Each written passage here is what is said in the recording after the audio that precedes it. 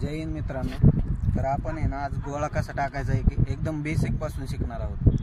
तर आता काय करायचं, गोळा टाकताना पहिल्यांदा कधी पण लक्षात ठेवायचं, गोळा ज्यावेळेस पण आपण उचलतो ना त्यावेळेस आहे ना ही असं उचलायचं.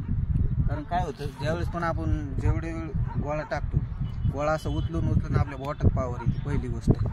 आणि आता कसं आहे, काही जण प्रत्येक जणाची टेक्निक वेगवेगळी असतो. मी तुम्हाला आहे ना बेसिक एक टेक्निक, सोपी टेक्निक सांगतो. गोळा कधी पण धरताना आहे ना ह्याच्यावर धरायचं. ही चार जे आहे ना, चार बोटांच्या ह्याच्यावर धरलं की एवढं बोट अंतर गेलंच पाहिजे गोळ्यामध्ये. कारण काय होतं, ज्यावेळेस आपण गोळा टाकतो ना त्यावेळेस ना एकदम थ्रो बरोबर बसतो.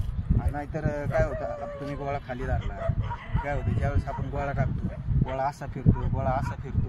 आणि ज्यावेळेस तुम्ही प्रॉपर असं धरता त्यावेळेस गोळा सुटताना बरोबर असंच सुटतो. त्यामुळं आणि गोळा इथे घेतला, गोळा धरताना बरोबर इथं मानापाशी धरायचा. आणि हात आहे ना, हात असा सरळ ठेवायचा.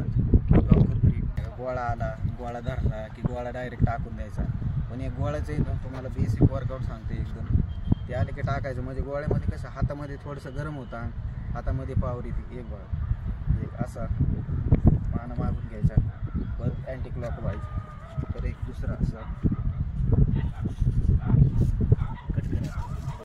तर मित्रांनो आहे ना, तुम्हाला आता एक जागेवरून कसा थ्रो द्यायचा, जागेवरून कसा गोळा टाकायचा नाही एक सांगतो. आणि नंतर तुम्हाला स्टेपमध्ये कसा टाकायचं ते पण सांगतो. एक स्टँडिंग गोळा टाकू आपण, लक्ष द्या कसा थ्रो बसतो.